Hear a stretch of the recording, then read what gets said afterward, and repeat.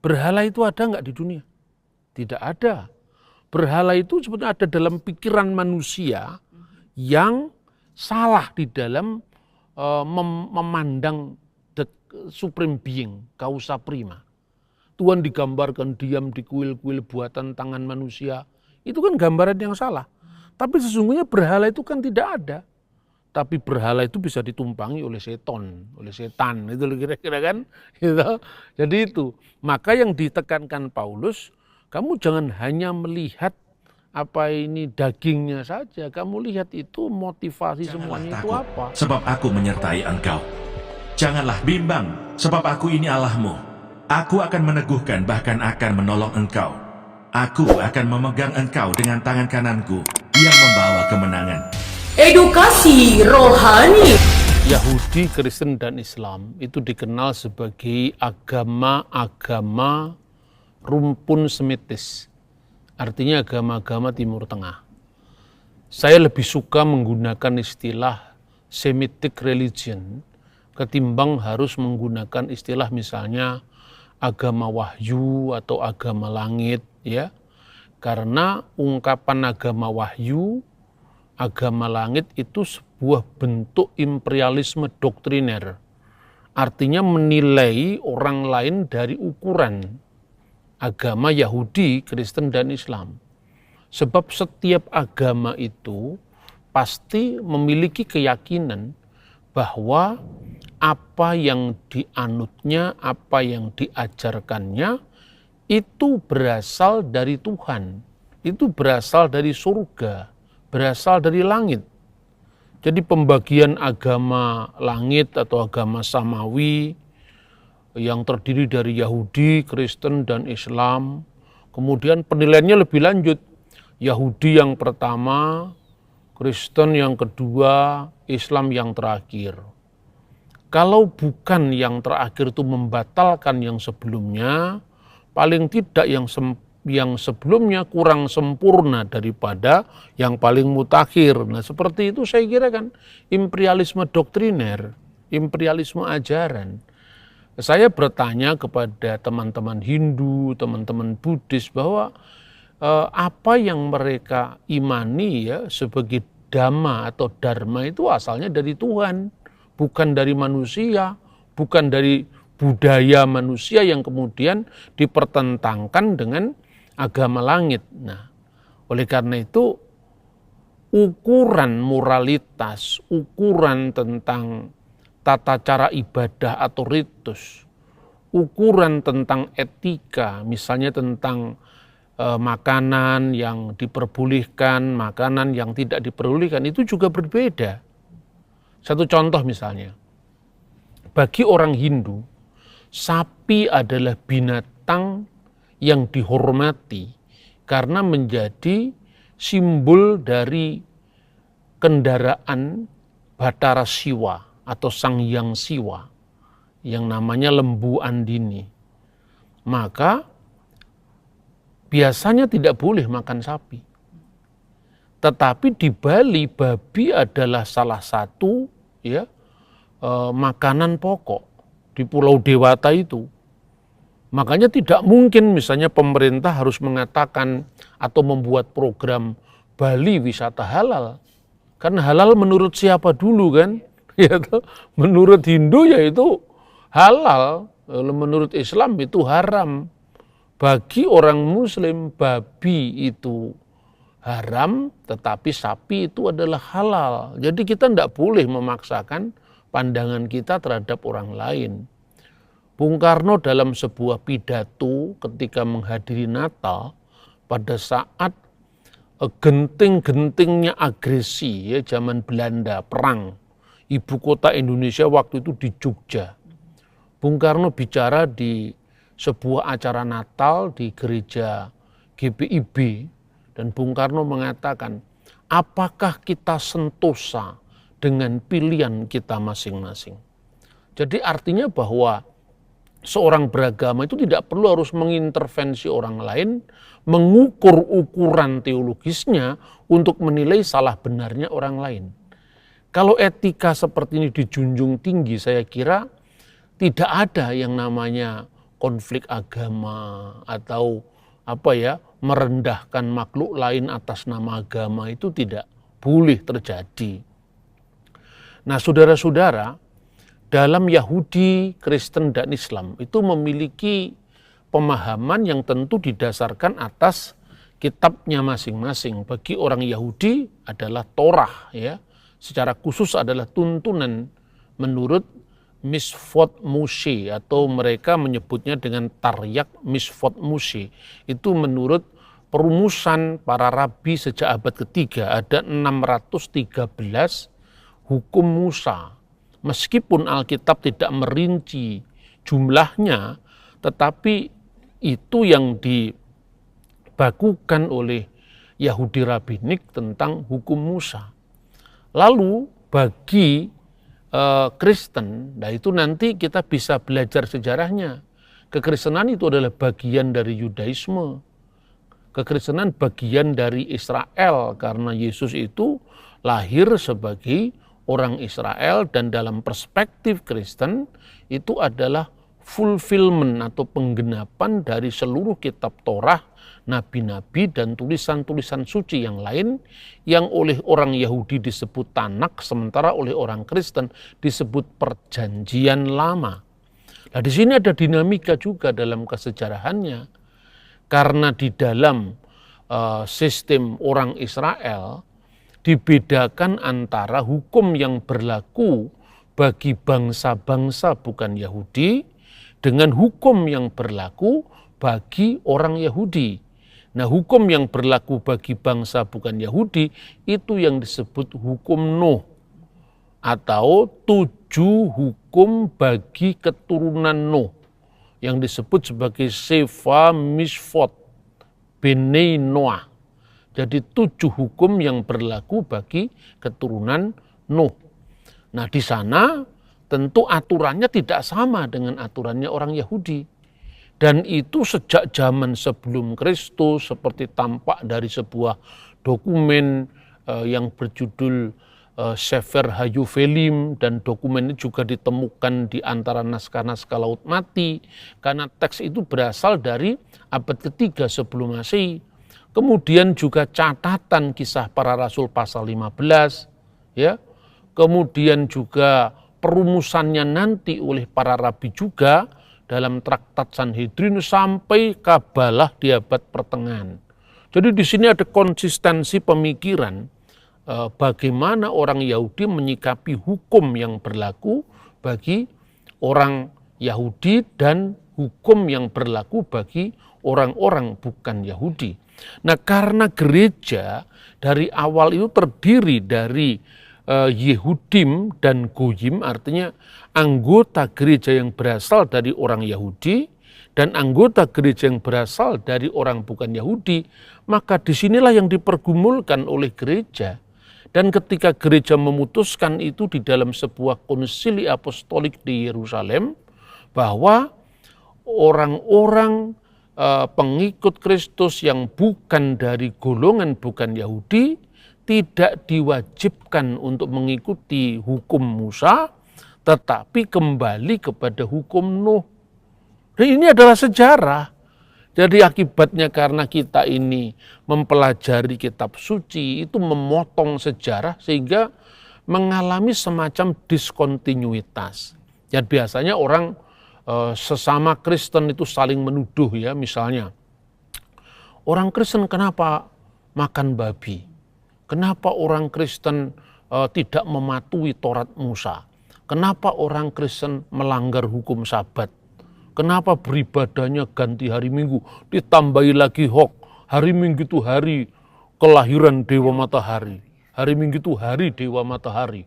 Natal itu Sol Invictus, kelahiran Dewa Matahari. Dan ini sesungguhnya berita yang laten terus-menerus membahayakan bagi kesatuan tubuh gereja.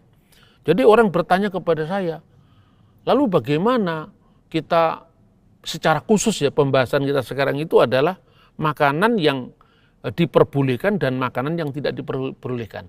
Nah, sebelum itu kita mesti melihat dulu, ya. Bagi orang Yahudi itu berlaku Imamat pasal 11.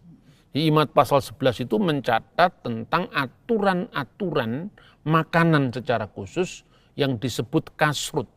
Kasrut itu terdiri dari hukum yang isinya kosher dan low kosher, yang diperbolehkan dan yang tidak diperbolehkan bagi orang Yahudi, tidak bagi orang bukan Yahudi. Nah, istilah yang dipakai di sana adalah misalnya kamu tidak boleh makan, pertama adalah onta. Dan onta itu tame imhem lahem. Itu haram bagi kalian, haram bagi kamu. Atau lebih tepat itu adalah najis bagi kamu. Najis secara ritual, bukan najis secara higienis ya. Karena begini, bagi orang Yahudi itu misalnya gini ya. Daging itu harus dipotong sesuai dengan hukum mereka. Kalau daging itu dipotong tidak memenuhi syarat hukum mereka, ini hukumnya seperti bangkai. Tapi bukan bangkai dalam bahasa sehari-hari. Itu karena tidak memenuhi hukum Yahudi, maka itu tidak boleh dimakan orang Yahudi. Tetapi daging itu boleh dijual kepada orang bukan Yahudi. Daging itu disebut bangkai, jadi bangkai secara ritual. Bukan bangkai dalam pengertian makanan yang tidak layak dimakan, bukan. Istilah-istilah seperti itu juga ada dalam Alkitab. Tetapi kita kadang-kadang tidak paham lah, orang Yahudi itu jahat, masa bangkai dijual kepada orang lain gitu loh.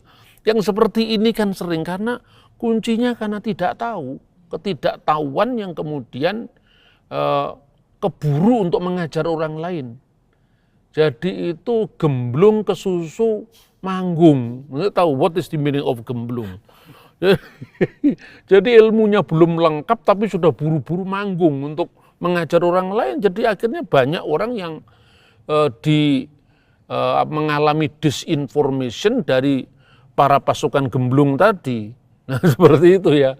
Nah makanya kita mesti melihat dulu klasifikasi hukum itu bagi orang Yahudi apa, bagi misfot Moshe itu apa. Misfot yang pertama itu disebut mispatim. Ya mispatim hukum pertama itu. Jenis mispatim itu diterjemahkan dalam oleh Lembaga Alkitab Indonesia, terjemahan baru, itu dengan peraturan-peraturan. Nah peraturan-peraturan ini sifatnya tentu universal. Nah misalnya ya, Asyarat Hadivarim, 10 perintah Tuhan. 10 perintah Tuhan itu ada yang sifatnya mispatim, ada yang sifatnya bukan mispatim. Jadi sifatnya peraturan itu universal. Semua agama, semua orang, semua ras manusia, saya kira setuju dengan hukum yang universal itu. Misalnya, jangan membunuh, jangan berzina, jangan mencuri. Itu enggak usah baca Alkitab pun di KUHP kan ada itu. Jadi itu hukum universal. Termasuk kalau di dalam konteks 10 perintah Tuhan itu, hukum yang oleh orang Kristen disistematisir sebagai hukum pertama. Jangan ada ilah lain di hadapan hadiratku. Itu juga universal. Karena setiap manusia hendaknya bertuhan. Tuhan yang Maha Esa. Seperti itu kira-kira. Jadi lo yihye lecha Elohim akhirim alpanai itu universal. Jangan membunuh universal. Jangan berzina universal. Itu yang disebut mispatim. Dan kapanpun itu dia akan berubah. Nah yang kedua, hukum yang bersifat edot. Edot itu diterjemahkan oleh Lembaga Alkitab dengan peringatan-peringatan. Nah hukum ini sifatnya khusus ya. Khusus bagi orang Yahudi atau khusus bagi orang bukan Yahudi. Karena apa? Tuhan itu menciptakan keberagaman di makhluknya. Jadi artinya sejarah yang dialami orang Yahudi belum tentu dialami oleh bangsa bukan Yahudi. Misalnya sekarang, Paskah Yahudi. Itu artinya apa? Paskah keluaran. Paskah keluaran itu kan Paskah Yahudi. Tuhan memproklim Paskah itu sebagai subjek yang memerdekakan bangsa Israel. Maka disebutkan kalau di Yahudi ini hukum pertama, Kalau di Kristen itu consider dan hukum. Yaitu apa? Akulah Tuhan sembahanmu yang membawa engkau keluar dari tanah Mesir, dari tempat perbudakan. Ya Anoki Adonai Elohecha asyar hosyetika mi'aret misrayim mibet avadim. Ini sifatnya bersifat apa? Peringatan. Karena kemerdekaan kita bukan dari tanah Mesir, kemerdekaan kita dari Belanda. Makanya Paskah kita ya 17 Agustus 1945. Kita nggak perlu mengikuti kemerdekaannya orang Yahudi kan. Nah ini yang sifatnya itu bangsa Malaysia, Thailand, Belanda memiliki masing-masing peringatan bangsa mereka. Tuhan menciptakan di depan dia sama, ya. Nah maka hukum itu bersifat peringatan. Apakah ada hukum yang sifatnya peringatan berkaitan dengan bangsa tertentu? Ada, misalnya ya dalam Keluaran pasal 23:19 itu ada aturan lo tefasel gedi bahalef imu. Janganlah kau masak anak kambing dengan susu induknya. Ini khas Yahudi. Karena apa? Ketika bangsa Israel berada di dalam perjalanan Eksodus, bangsa Kanaan waktu itu memuja Dewi Kesuburan. Dan anak kambing bersama induknya itu adalah simbol bagaimana pemujaan pada Dewi Kesuburan. Tuhan mengingatkan kepada Israel, Indonesia punya problem sendiri yang tidak sama dengan Israel kan, gitu. Bangsa lain punya problem sendiri dan simbol sendiri, itu berlaku bagi Israel. Makanya sampai sekarang orang Yahudi tidak makan daging yang dimasak bersama susu dan termasuk keju. Makanya burger itu harus ada yang kosher dan yang tidak kosher. Bagi orang Yahudi tidak akan makan daging bersama susunya, tidak boleh. Karena apa? Itu memperingati bagaimana Tuhan memberikan tanda awas, tanda hati-hati bahwa jangan kamu menyerupai bangsa Kanaan. Contoh yang lain misalnya, ini penting sekali supaya kita lebih paham, bahkan kalau perlu ini kita ulang-ulang. Keluaran pasal 5 ayat 15 menghubungkan hari Sabat dengan pembebasan atau keluaran bangsa Israel dari tanah Mesir. Dulu kamu seorang budak. Itu salah satu yang menyebabkan kenapa hukum Sabat diperingati. Jadi Sabat itu ada dua alasan. Yang pertama itu adalah Sabat karena Tuhan bekerja menciptakan langit dan bumi dalam 6 hari. Dan pada hari ke-7 itu Tuhan dimuliakan. Itu universal. Tetapi ada Sabat yang bermakna Israel saja, yaitu dulu kamu seorang budak di tanah Mesir. Karena itu maka kuduskanlah hari Sabat, ingatlah hari Sabat. Lah apakah itu berlaku bagi orang Indonesia yang memakai hukum Nuh? Apa berlaku bagi bangsa lain? Ya, tidak. Karena apa? Pembebasan kita dari Belanda tidak terjadi sama dengan pembebasan bangsa Mesir dari penindasan bangsa Israel dari tanah Mesir. Lalu yang paling paling terkenal juga itu misalnya larangan bagi orang Israel misalnya untuk makan daging yang menutupi pangkal paha. Itu disebutkan di dalam Kejadian pasal 32 ayat 32 kalau tidak salah. Itu karena Nabi Yakub sebagai the father of Israel, bapaknya bangsa Israel, ketika dia bergulat dengan orang itu.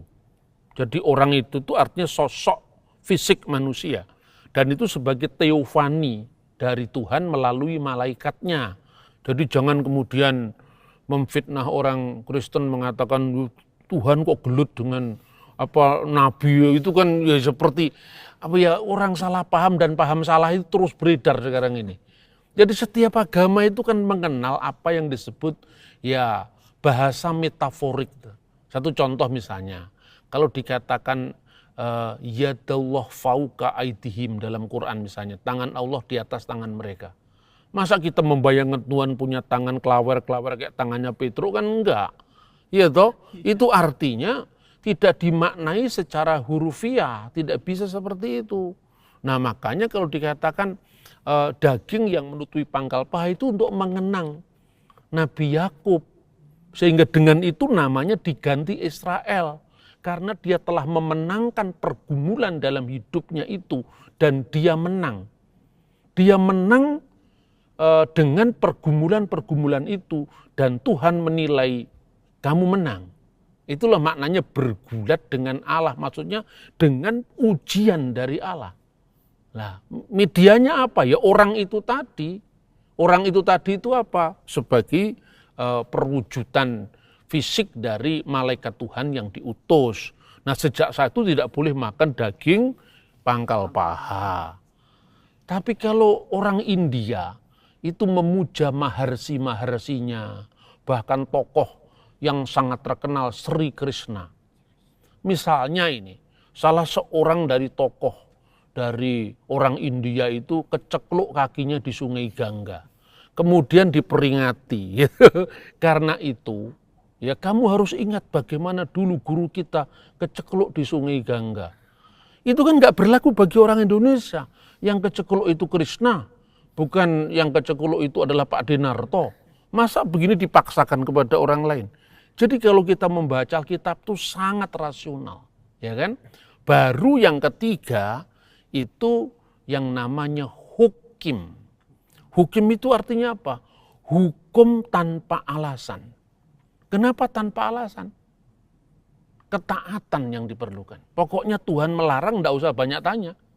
Karena itu memang ujian bagi kamu untuk dia menguji setiap hambanya. Kamu taat apa tidak taat. Nah dalam konteks itulah makanan yang kosher dan tidak kosher termasuk hukim. Imamat pasal 11. Misalnya tidak boleh makan unta, tidak boleh makan kelinci, tidak boleh makan pelanduk, tidak boleh makan babi, itu termasuk hukim. Tapi bagi bangsa lain, dia memiliki sejarah sendiri dan Tuhan tidak memaksakan itu. Kalau saya sekedar bicara tentang Alkitab, dan setiap orang lain juga punya kitabnya sendiri, maka orang akan mengatakan, wah ini kan bener aja, memang kitabnya jadi bela kan itu kan. Nah, apa ada catatan-catatan tentang misalnya korban bagi bangsa lain yang dipersembahkan kepada Tuhan dan Tuhan berkenan? Ada. Ini satu contoh. Ditemukannya prasasti Dera'ala. Ya, ini dirangkum atau dimuat dalam The New Encyclopedia of Archaeological Excavation in the Holy Land. Jadi ini ada 5 jilid ini, ada 5 jilid ya. Ada 5 jilid bukunya ini.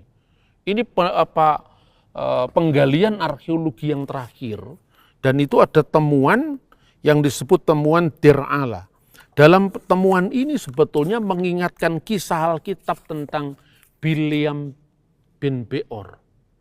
Nah, Bileam bin Beor, ingat, orang yang dibayar untuk mengutuk orang Israel. Tapi kutukannya karena kasih Tuhan terhadap Israel diubah menjadi berkat. Yang diceritakan katanya keledainya bisa berbicara itu loh. Bagaimana keledai bisa bicara, kan tidak masuk akal. Yang dikisahkan Alkitab dan itu dibuktikan oleh temuan arkeologi ini. Nah ini apa namanya prasastinya ini, prasastinya ya.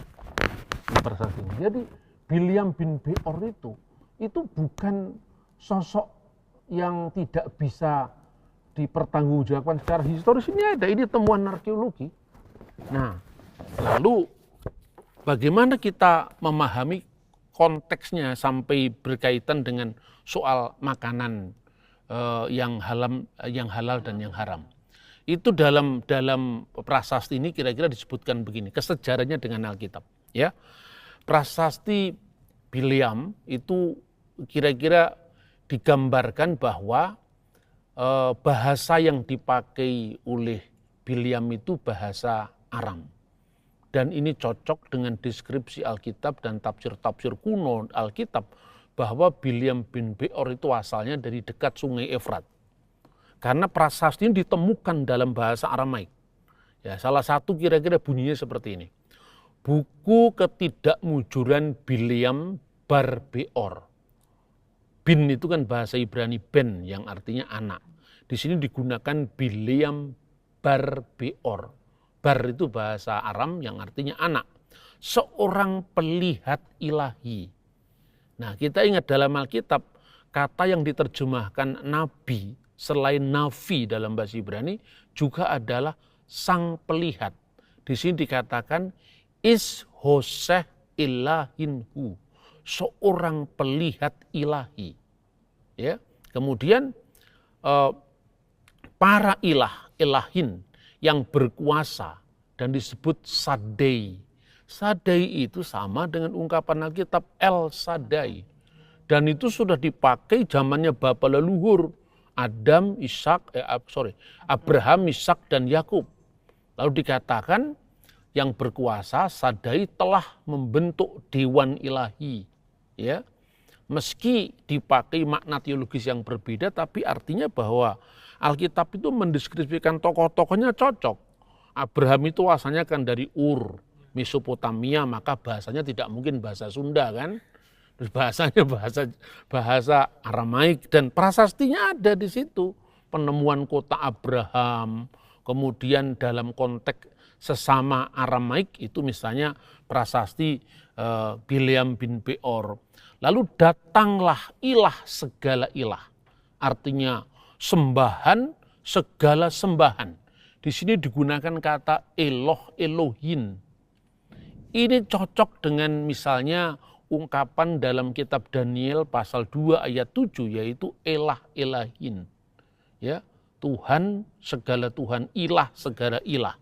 Dipakai dalam makna bahasa Aram dalam kitab Nabi Daniel. Lalu dalam masyarakat Goyim, penglihatan ilahi, masyarakat Goyim itu masyarakat non-Yahudi, penglihatan ilahi itu sering kabur dengan sihir. Nah, makanya orang-orang Goyim itu gampang sekali jatuh pada penyembahan berhala, sihir, ya. Seperti misalnya binatang yang saling mengutuk. Nah, itu disebutkan dalam prasasti itu. Sebab burung Raja Wali mencela dan pekik burung bangkai menghina. Sarang burung nasar akan berteriak menanggapi burung bangau, anak elang dan burung hantu. Jadi digambarkan burung-burung bicara, hewan-hewan bicara. Ini persis dengan Alkitab ketika keledainya Bileam itu berbicara. Karena apa itu dunia sihir. Apa yang tidak terjadi pada dunia sihir. Lalu yang terakhir ini yang penting. Anak babi mengusir macan tutul dan mengusir yang muda. Itulah persembahan ganda mereka. Nah, berarti dalam konteks masyarakat pagan, masyarakat non-Yahudi yang ada di Mesopotamia zamannya Bileam bin Beor ini sejaman dengan Musa ini. Itu korbannya adalah babi. Di situ jelas korban ganda termasuk babi, ya kan? Tidak ada di kambing di sini yang jadi korban. Nah, ini kan mirip kenapa orang Papua mengorbankan babi, apakah Papua bukan makhluk Tuhan? Kan Papua juga makhluk Tuhan. Ketika antar suku itu berperang di beberapa suku itu begitu menyembelih babi, mereka damai. Makanya babi jadi simbol daripada anak-anak perdamaian.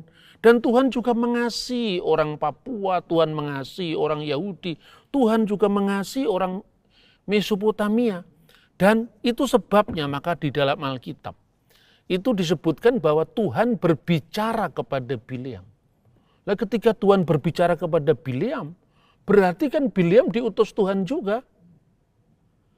Sekalipun dia bukan nabi bagi bangsa Yahudi, maka di dalam tradisi para rabi, tradisi rabbinik, dikenal juga nabi-nabi yang bukan Yahudi, yang tidak bernubuat kepada orang Yahudi, tapi bernubuat pada bangsa-bangsa bukan Yahudi.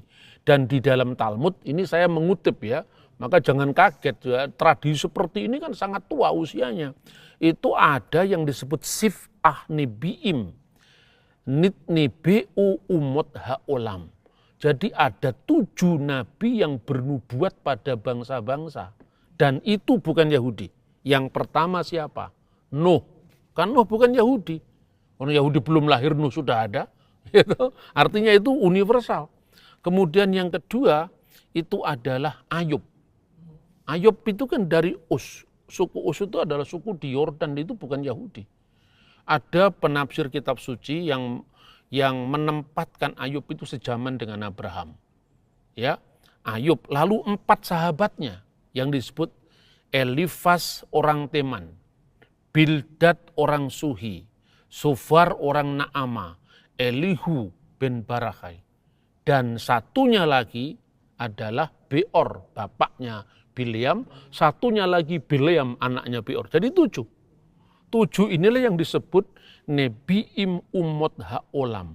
Haolam itu nabi untuk Am, nabi Umi artinya. Dalam bahasa Arab itu Nabi Al-Umi, itu artinya nabi untuk bangsa-bangsa lain. Dan sejak kegagalan Bileam, maka nabi untuk bangsa-bangsa lain sudah tertutup, tidak ada pintu lagi, hanya dibatasi 7 ini. Jangan tersinggung, ini penafsiran orang Yahudi, penafsiran para rabi itu. Jadi dari artinya seperti ini, maka kita tidak boleh mengukur orang lain dari ukuran kita. Nah, kenapa hanya 7? Lalu apa Siddhartha Gautama bukan nabi? Ya nabi menurut ajaran Buddha. Yaitu menurut ajaran Buddha, kemudian Maharshi ajaran Hindu. Tapi itu juga umat Tuhan, tidak bisa kita kemudian jadikan seolah-olah mereka itu adalah bangsa yang terkutuk karena tidak mengenal Alkitab, tidak seperti itu. Makanya Kristus datang itu membawa pengampunan bagi segala bangsa. Karena dalam perspektif Kristen, setelah kedatangan Kristus, ya, itu antara Goyim dan Yehudim itu dipersatukan. Lah realisasinya bagaimana? Realisasinya gereja yang memberikan wadah kepada jemaat yang Yahudi, jemaat orang-orang bersunat, dan kepada jemaat bukan Yahudi, yaitu bangsa-bangsa bukan Yahudi. Dan sejak gereja kuno itu sudah dirancang seperti itu. Berdasarkan putusan tadi, Kisah Para Rasul pasal 15 kan? Putusan Kisah Rasul pasal 15, berlaku hukum Nuh bagi mereka yang tidak berasal dari kalangan Yahudi, ya. Kemudian mereka itu masing-masing berjalan sesuai dengan role-nya tadi. Jadi misalnya jemaat Antioquia itu kan bukan Yahudi. Mereka memakai hukum Nuh yang disebutkan baik itu dalam dokumen-dokumen pra-Kristen, ya, tapi semua dasarnya dari kitab Kejadian pasal 9 ayat 1 sampai dengan ayat 6, ya kan? Orang mungkin bertanya, itu coba lihat baca kitab Nabi Yesaya. Mereka yang makan babi dikutuk.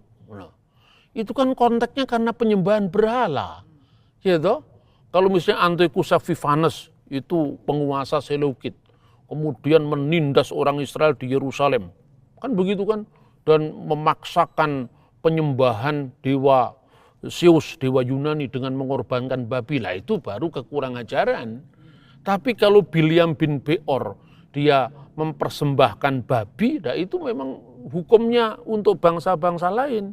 Lah untuk orang bangsa lain, dari hukum Nuh langsung percaya Kristus. Moral yang mereka anut ya moral universal tadi.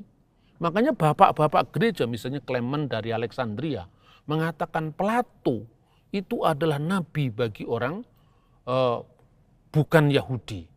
Atau ada misalnya ajaran gereja yang mengatakan bahwa filsafat Yunani itu merupakan preparatio evangelika, persiapan kepada Injil. Jadi artinya penghormatan terhadap bangsa-bangsa lain. Dan kemudian terakhir, ketika dua gereja ini terus berkembang, ya, masing-masing, maka Rasul Petrus ini secara Alkitab, kita sejarah gereja, Rasul Petrus berangkat ke Antioquia. Waktu di Antioquia, Rasul Petrus mengangkat 2 pemimpin. Ini catatan sejarah gereja, ya, yang sangat kuno. Yang pertama adalah Evodius yang berasal dari bukan Yahudi, dan yang kedua adalah Ignatius dari Antioquia. Santo Ignatius dari Antioquia ini orang Yahudi. Untuk apa? Karena 20% jumlah umat Kristen di Antioquia itu Yahudi. Nah kemudian Santo Ignatius dari Antioquia, muridnya Petrus dan muridnya Yohanes, itu berkata di dalam tulisannya surat kepada orang Magnesia, dia mengatakan, adalah tidak masuk akal kalau orang bukan Yahudi yang mau terima Yesus harus disuruh jadi Yahudi dulu. Tidak, mereka langsung menerima Kristus. Katanya begitu. Makanya sejak saat itu muncullah aku percaya kepada satu gereja. Ya, kanisah wahidah jami'ah muqaddasah wa rasuliyah. Aku percaya kepada satu gereja yang kudus, yang dan yang rasuli. Nah kita berkali-kali kalau di gereja Katolik mengatakan aku percaya kepada gereja yang satu, Katolik dan Apostolik. Gereja Ortodok juga begitu. Kanisah wahidah muqaddasah wa rasuliyah. Di Protestan juga begitu, aku percaya pada gereja yang kudus dan Tapi kita tidak tahu asal-usul kata itu dari mana. Nah dengan perspektif seperti ini kita semakin dikuatkan. Ya saya mengatakan tadi ada 7 nabi untuk umat haolam itu bukan pendapat saya. Itu dari Talmud Baba Batra 15b. Lu kok Pak Bambang banyak mengutip Talmud supaya kita tahu tentang bagaimana keberdampingan Yahudi dan Kristen dalam sejarahnya yang panjang. Sekalipun kita tidak dalam posisi mempercayai Talmud seluruhnya. Demikian kira-kira, semoga presentasi ini bisa melengkapi kita di dalam kita konsisten untuk mengiring Kristus tapi juga bersikap ramah terhadap orang lain yang berbeda. Ya, terima kasih Bah. Ini semakin membuat kita lebih paham ya tentang makanan yang halal dan haram baik di Yahudi, Kristen maupun Islam. Mungkin dari teman-teman, adik-adik ada yang mau bertanya, silakan. Ya, Bah, saya mau bertanya. Tadi ada beberapa yang Abah sampaikan yang membuat saya penasaran, itu ada Imamat pasal 9. Lalu ada istilah Pasal 11. Oh, pasal 11 ya, Bah ya. Ada istilah tentang tahor itu adalah makanan yang tahir untuk dimakan dan juga tame adalah makanan yang najis untuk dimakan. Hal ini apa ada hubungannya tentang makanan halal dan makanan yang haram, Bah? Oh iya, terima kasih. Jadi terjemahannya itu ya. Terjemahan lembaga Alkitab memang menggunakan kata-kata itu haram bagimu misalnya. Tapi begini, kalau itu istilah halal dan haram secara lugawiatnya, secara linguistik, Arab tidak ada masalah. Tetapi tentu bukan halal dan haram dalam makna syar'i, dalam makna syariah Islam. Syariah. Karena bahasa itu kan netral sebetulnya ya. Ketika bahasa itu dimuati dengan pemikiran teologis tertentu, maka antara Kristen dan Islam yang sama-sama berbahasa Indonesia pun juga bisa beda. Satu contoh misalnya, tidak usah jauh-jauh. Orang Indonesia kalau mengatakan nikmat bagi orang non-muslim, itu artinya nikmatnya pecel lele, nikmatnya sate kambing itu kan. Tetapi kalau Anda dengar di masjid, semoga nikmat Allah beserta rahmatnya. Nikmat di situ artinya bukan sekedar nikmat makanan. Dalam vocabulary Islam, nikmat itu artinya adalah kasih karunia, seperti itu. Dan kalau Anda membaca Alkitab bahasa Arab, kata nikmah itu artinya mirip, sama dengan apa yang dikatakan Islam. Karena bahasa Arabnya di Timur Tengah. Misalnya, nikmatur Rabbina Yasu'al Masih wa mahabatullah wa syarikatul muhil wa syarikatul rohil kutus ma'akum ajmain. Ya misalnya, kasih karunia Tuhan Yesus Kristus dan kasih Allah dan persekutuan Roh Kudus kiranya menyertai engkau sekalian itu. Nah, kalau kata halal dan haram dalam Islam itu makna syar'inya adalah haram itu sesuatu yang dilarang secara syariah. Apabila kita melakukan itu kita berdosa. Apabila kita meninggalkan itu kita dapat pahala. Kebalikannya wajib. Hukum Islam mengenal kata wajib. Wajib itu fardu. Fardu itu ada 2. Fardu ain, fardu kifayah. Fardu ain itu wajib tak terkecuali, misalnya sholat, alasanmu pun apa, tidak peduli, pokoknya waktu ya harus dilakukan ketika kamu Islam. Kecuali kalau kita orang kebatinan, sholatnya di batin lain lagi kan. Ya toh? Itu misalnya. Terus ya, fardu kifayah itu artinya kalau wajib sudah ada yang melaksanakan, kita tidak boleh lagi. Makanya seperti pemerintah. Kita misalnya melakukan pemerintah yang sah itu tindakan makar. Itu tidak boleh karena sudah ada yang berkuasa. Sudah ada yang secara otoritatif dia memegang kekuasaan. Itu hukumnya salah. Gitu loh. Nah, halal haram dalam konteks Islam itu menyangkut tentang pahala dan dosa. Dalam iman Kristen tidak, dalam iman Yahudi juga tidak. Berbeda makna berarti. Berbeda makna. Maknanya adalah tahir itu adalah tahir secara ritual. Ya. Seperti tadi bangkai tadi loh. Boleh menjual bangkai kepada orang bukan Yahudi. Jangan salah paham, orang Yahudi jualan bangkai kejam sekali kau. Bukan itu maknanya. Bangkai di sini adalah makanan yang disembelih secara tidak memenuhi hukum. Maka itu boleh dijual. Kalau nggak dijual kan mubadir juga. Itu orang lain haramnya beda dengan Yahudi kok. Gitu loh. Ya, saya kira itu ya. Ya, ada lagi yang mau bertanya? Saya mau bertanya, Silakan. Bah, dalam Kisah Rasul pasal 10 ayat 8 sampai 15 dikisahkan bahwa Petrus menerima penglihatan agar memakan makanan yang dilarang dalam dalam Imamat pasal 11 ya. Nah, apakah ini berarti orang Kristen boleh memakan semuanya, Bah? Oh ya, jadi itu penglihatan Petrus waktu dia sembahyang tengah hari ya. Itu digambarkan ada penglihatan dalam sebuah keranjang yang turun dari surga, makanan-makanan yang tidak kosher, yang low kosher. Apa artinya itu? Petrus sebagai sebuah pembenaran bagi seluruh orang Kristen untuk dia makan makanan yang low kosher. Low kosher, tidak seperti itu. Jadi harus dilihat Petrus itu secara kebangsaan dia orang apa? Yahudi. Orang Yahudi. Gitu? Jadi kalau dia orang Yahudi ya berlaku hukum Yahudi. Nah, itu ketentuan seperti itu yang ada di dalam kitab suci dan dalam sejarah. Tapi apa makna penglihatan Petrus sebetulnya?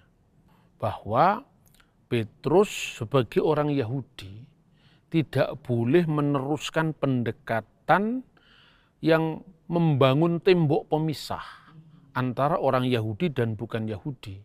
Makanya artinya kamu jangan memaksakan hukummu pada orang lain. Dan setelah itu apa? Petrus mempertanggungjawabkan baptisan Kornelius. Artinya apa? Itu bagaimana orang-orang Yahudi seperti Petrus dan murid-murid Yesus itu membuka paradigmanya untuk tidak membatasi Injil bagi orang Yahudi. Nah, tapi bagi Stefanus yang adalah orang Yunani tidak berlaku. Makanya di gereja itu ya, tidak berlaku hukum Musa tadi. Karena yang berlaku adalah hukum Nuh. Ya. Nah, itu saya kira pembagian yang luar biasa sebetulnya ya. Dalam sejarah kitab suci saya kira itu. Ya, sangat adil sebetulnya ya, Bah. Ya, kemudian ada satu lagi nih, Bah. Dalam 1 Korintus 8 ayat 4. Ya. Itu kan diperbolehkan kita memakan makanan yang dipersembahkan kepada berhala. Apakah ini tidak bertentangan dengan Kisah Rasul 15 ayat 20? Oke, karena dalam Kisah Rasul pasal 15 ayat 20 kan tidak boleh memakan binatang yang dipersembahkan kepada berhala. Iya. Sementara di dalam 1 Korintus 1 Korintus pasal 8 ayat 4 kita tahu. Coba dibaca dulu ayatnya. Okay. Ya. Tentang hal makan daging persembahan berhala kita tahu tidak ada berhala di dunia dan tidak ada Allah lain daripada Allah yang esa.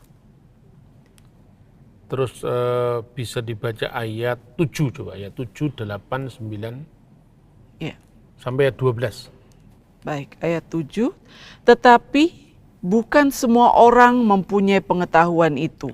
Ada orang yang karena masih terus terikat pada berhala-berhala, makan daging itu sebagai daging persembahan berhala. Dan oleh karena hati nurani mereka lemah, hati nurani mereka itu dinodai olehnya. Makanan tidak membawa kita lebih dekat kepada Allah. Kita tidak rugi apa-apa kalau kita tidak makan dan kita tidak untung apa-apa kalau kita makan. Tetapi jagalah supaya kebebasanmu ini jangan menjadi batu sandungan bagi mereka yang lemah. Karena apabila orang melihat engkau yang mempunyai pengetahuan sedang duduk makan di dalam kuil berhala, bukankah orang yang lemah hati nuraninya itu dikuatkan untuk makan daging persembahan berhala? Dengan jalan demikian, orang yang lemah, yaitu saudaramu, yang untuknya Kristus telah mati menjadi binasa karena pengetahuanmu. Jika engkau secara demikian berdosa terhadap saudara-saudaramu dan melukai hati nurani mereka yang lemah, engkau pada hakikatnya berdosa terhadap Kristus. Nah, itu maknanya. Jadi itu implementasi dari asas tadi. Jadi konteksnya Kisah Para Rasul itu kan larangan Abu Dazarah. Larangan penyembahan berhala. Dan penyembahan berhala biasanya dikaitkan dengan korban, persembahan binatang. Jadi misalnya ya, kalau seorang Yahudi datang pada perayaan-perayaan Dewa Zeus, kan korbannya babi. Bukan hanya babinya yang tidak boleh dimakan, tapi lebih-lebih adalah penyembahan kepada berhala itu. Padahal Paulus meningkatkan pemahaman kita lebih sublim lagi, lebih sophisticated lagi, lebih mendasar lagi. Berhala itu ada nggak di dunia? Tidak ada.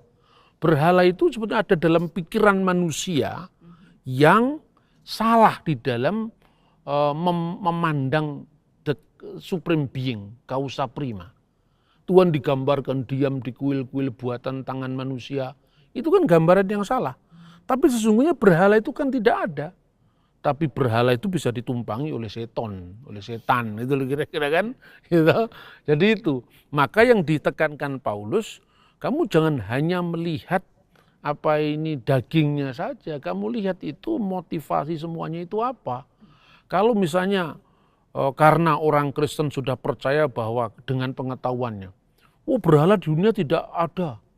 Karena itu dia kemudian makan dari persembahan berhala tadi, dari kuil, kemudian saudara-saudaranya lemah lihat, loh itu kok boleh, itu kok makan di situ, berarti juga boleh kita sembahyang di situ, boleh kita menyembah ilah-ilah lain yang keliru itu. Itu yang menjadi batu sandungan. Kalau pengetahuanmu jadi batu sandungan, apa sih artinya makan? Gitu loh. Lalu kalau misalnya juga penerapannya misalnya, kalau makan daging di pasar, apa harus ditanya dulu, ini disembelih oleh siapa? Atas nama siapa? Masa begitu kalau di pasar? Karena berhala itu tidak ada, jadi tidak usah kita terpenjara dengan itu. Tetapi jangan kemudian kita sengaja datang ke kuil penyembahan berhala dan dilihat orang-orang yang imannya lemah, orang-orang sudah itu boleh kok. Pemimpin kita di sana juga makan bersama para penyembah Zeus, itu tidak boleh. Jadi bukan sekedar makanannya, tetapi prakteknya itu dia berinteraksi dengan siapa, dampak negatif atau positifnya apa kan harus dihitung. Makanya ayat 13, perhatikan di situ. Bukan sekedar makan yang ditekankan. Iya. Ya. Karena itu apabila makanan menjadi batu sandungan bagi saudaraku, aku untuk selama-lamanya tidak akan mau makan daging lagi, supaya aku jangan menjadi batu sandungan bagi saudaraku. Nah, itu konteksnya. Kalau hanya gara-gara makanan, akhirnya Anda makan apa saja, itu baik itu Anda beli menu dari restoran maupun di kaki lima, gitu? Yeah. Itu ketika sudah keluar di tubuh kita kan sama saja, tidak ada harganya. Yeah. Kalau hanya gara-gara itu saudaramu jadi tersandung, kata Paulus, saya lebih baik tidak makan selamanya. Itu bagaimana komitmen Rasul, perjuangan, dan sikap hidupnya untuk lebih mengutamakan orang lain. Jadi pelajaran apa yang bisa kita ambil dari sana? Bagaimana kita tidak menjadi batu sandungan bagi orang lain. Iya. Itu kira-kira. Oh, ya? Ya, terima kasih, Bah. Ya, ada yang belum bertanya? Ya, silakan. Jadi saya punya seorang teman dan dia beragama Muslim. Dia beragama Islam. Beragama Islam. Dia pernah bilang kepada saya kalau agamanya lebih setia kepada Taurat daripada agama kita, Kristen. Karena dalam Islam dilarang makan babi. Apa itu benar, Pak? Ya benar cuman sekian persen. Karena apa? Yang dilarang bukan hanya babi. Babi itu larangan urutan keempat. Yang dilarang pertama adalah onta. Kedua kelinci. Lah itu di Magetan ada sate kelinci. Di Telaga Sarangan ada sate kelinci. Di Batu juga ada. Di Batu juga banyak ya toh. Artinya jangan hanya dilihat babinya, karena lu membaca harus lengkap. Iya kan? Ya. Lebih baik kalau kita mengatakan bahwa Islam punya hukum sendiri, yaitu tidak makan babi. Dan kita hormati itu. Ya toh? Tetapi Islam makan onta. Dan makan onta itu larangan. Bahkan korbannya bangsa Arab sebelum zaman Islam itu onta. Itu kakeknya Kanjeng Nabi Muhammad sendiri korbannya onta. Lah itu apa memenuhi syarat secara hukum Yahudi? Onta bukan binatang yang kosher untuk dikorbankan. Coba kita, ini salah satu contoh ya. Itu buku yang sudah diterjemahkan, Sirah Nabawiyah li Ibni Hisham. Jadi sejarah hidup Nabi Muhammad menurut Ibnu Hisham. Di sini dikisahkan ya, ini terbitan dari Akbar Media Jakarta ya, pada tahun 2015, mulai dari halaman 93 sampai halaman 96. Jadi kisahnya di sini bahwa kakeknya Nabi Muhammad namanya Abdul Muthalib itu pernah bernadar kalau dia memiliki 10 anak. Dia kan nggak punya anak ya. Kalau dia memiliki 10 anak maka dia akan mengorbankan salah satunya untuk dikorbankan, disembelih ya, kayak model Ibrahim mengorbankan putranya. Nah ternyata nazarnya itu terkabul. Kemudian ketika dia mau mempersembahkan putranya yaitu Abdullah, bapaknya Nabi Muhammad, kemudian orang-orang Quraisy tahu, wahai Abdul Muthalib, kamu mau apakan anakmu itu? Saya akan membayar nadarku ya di depan Hubal. Kemudian janganlah kamu lakukan itu. Terus orang-orang Quraisy mengatakan, pergilah kamu ke Taif, tanyakan kepada seorang peramal perempuan di sana. Barangkali dia bisa memberikan saran. Lalu diberikan saran untuk membuat dadu yang diundi. Ya, kemudian dadu itu satu muka ditulis dengan onta, satu muka yang lain ditulis dengan Nama Abdullah, anaknya. nama anaknya. Dan nanti kalau misalnya dikocok dadu itu dan keluar onta, ya korbankan 10 onta, selesai. Berarti jadi penebus. Tapi kalau keluar Abdullah, korban lagi onta 10. Dikocok kedua, keluar lagi nama Abdullah 10 lagi, sampai 10 kali ya, berarti 100 onta baru namanya onta keluar. Jadi akhirnya 100 onta dikorbankan. Abdul Muthalib masih menguji apa yang disampaikannya. Dia korbankan lagi 3 kali, diundi lagi 3 kali. Keluar Abdullah, keluar onta. Maka baru dia yakin bahwa si Abdullah sudah ditebus dengan korban onta. Lah ini cocok dengan Taurat yang mana ini? Ya toh? Onta nggak boleh dimakan, apalagi dikorbankan. Jadi kalau dibandingkan antara Islam dan Kristen Goyim, sama-sama tidak setia sama Taurat. Iya. Kalau ukurannya Taurat, tapi kenapa dianggap nggak setia? Karena bagi orang bangsa lain tidak berlaku hukum Musa, tapi berlaku hukum Nuh. Gitu loh. Jadi ya itu berlebihan. Makanya ya sebetulnya ya kita itu jangan selalu memandang agama orang lain dari sudut pandang kita lah. Sudahi apa yang namanya imperialisme doktriner yang berlagak paling hebat sendiri, Paling benar yang sendiri. kemudian orang lain diukur dari ukurannya. Saya Ya. kira tentu tidak seperti itu ya cara pandang kita.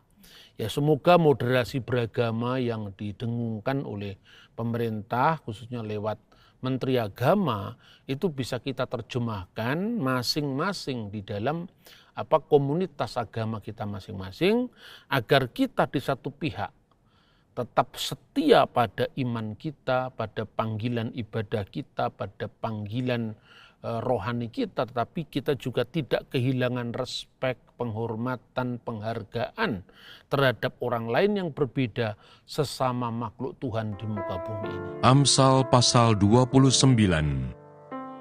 Siapa bersih tegang leher, walaupun telah mendapat teguran, akan sekonyong-konyong diremukkan tanpa dapat dipulihkan lagi.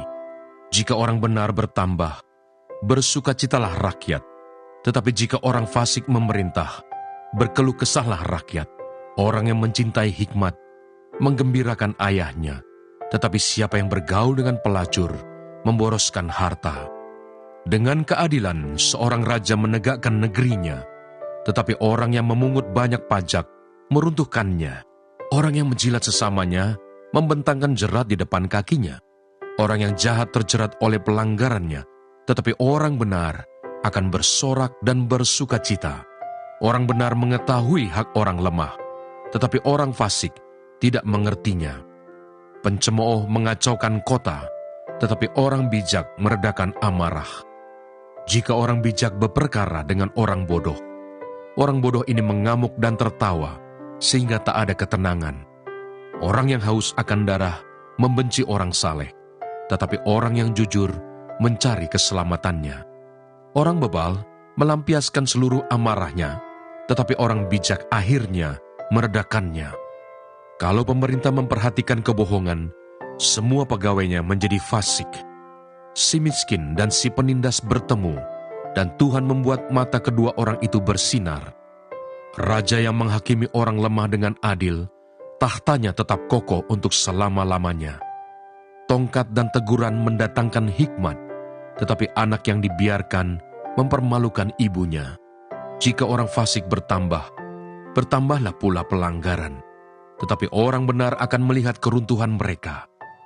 Didiklah anakmu, maka ia akan memberikan ketentraman kepadamu dan mendatangkan sukacita kepadamu. Bila tidak ada wahyu, menjadi liarlah rakyat. Berbagailah orang yang berpegang pada hukum. Dengan kata-kata saja seorang hamba tidak dapat diajari, sebab walaupun ia mengerti, namun ia tidak mengindahkannya. Kau lihat orang yang cepat dengan kata-katanya. Harapan lebih banyak bagi orang bebal daripada bagi orang itu. Siapa memanjakan hambanya sejak muda, akhirnya menjadikan dia keras kepala. Si pemarah menimbulkan pertengkaran, dan orang yang lekas gusar banyak pelanggarannya. Keangkuhan merendahkan orang, tetapi orang yang rendah hati menerima pujian. Siapa menerima bagian dari pencuri, membenci dirinya. Didengarnya kutuk, tetapi tidak diberitahukannya.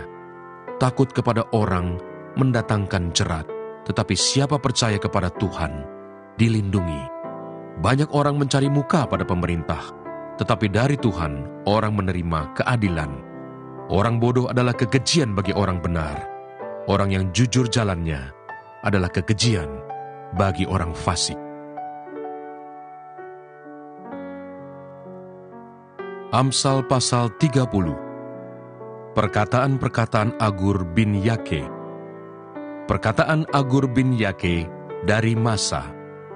Tutur kata orang itu, aku berlelah-lelah ya Allah, aku berlelah-lelah sampai habis tenagaku, sebab aku ini lebih bodoh daripada orang lain.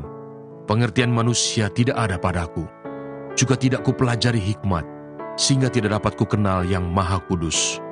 Siapakah yang naik ke surga lalu turun? Siapakah yang telah mengumpulkan angin dalam genggamnya? Siapakah yang telah membungkus air dengan kain?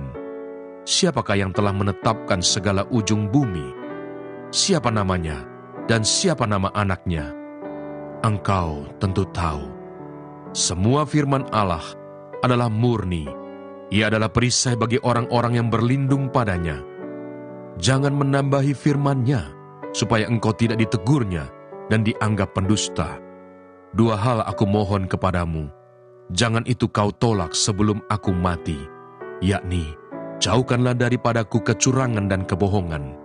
Jangan berikan kepadaku kemiskinan atau kekayaan. Biarkanlah aku menikmati makanan yang menjadi bagianku, supaya kalau aku kenyang, aku tidak menyangkalmu dan berkata, siapa Tuhan itu? Atau kalau aku miskin, aku mencuri dan mencemarkan nama Allahku.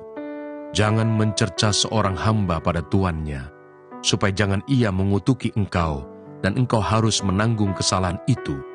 Ada keturunan yang mengutuki ayahnya dan tidak memberkati ibunya. Ada keturunan yang menganggap dirinya tahir, tetapi belum dibasuh dari kotorannya sendiri. Ada keturunan yang berpandangan angkuh, yang terangkat kelopak matanya. Ada keturunan yang giginya adalah pedang, yang gigi geliginya adalah pisau, untuk memakan habis dari bumi orang-orang yang tertindas, orang-orang yang miskin di antara manusia. Si lintah mempunyai 2 anak perempuan, untukku dan untukku. Ada 3 hal yang tak akan kenyang. Ada 4 hal yang tak pernah berkata cukup. Dunia, orang mati, dan rahim yang mandul, dan bumi yang tidak pernah puas dengan air, dan api yang tidak pernah berkata cukup. Mata yang mengolok-olok ayah, dan enggan mendengarkan ibu, akan dipatuk gagak lembah, dan dimakan anak Raja Wali. Ada 3 hal yang mengherankan aku, bahkan ada 4 hal yang tidak ku mengerti. Jalan Raja Wali di udara, jalan ular di atas cadas, jalan kapal di tengah-tengah laut, dan jalan seorang laki-laki dengan seorang gadis. Inilah jalan perempuan yang berzina. Ia makan, lalu menyeka mulutnya dan berkata, aku tidak berbuat jahat. Karena 3 hal bumi gemetar, bahkan karena 4 hal ia tidak dapat tahan. Karena seorang hamba, kalau ia menjadi raja. Karena seorang bebal, kalau ia kekenyangan makan. Karena seorang wanita yang tidak disukai orang, kalau ia mendapat suami. Dan karena seorang hamba perempuan, kalau ia mendesak kedudukan nyonyanya. Ada 4 binatang yang terkecil di bumi, tetapi yang sangat cekatan. Semut, bangsa yang tidak kuat, tetapi yang menyediakan makanannya di musim panas.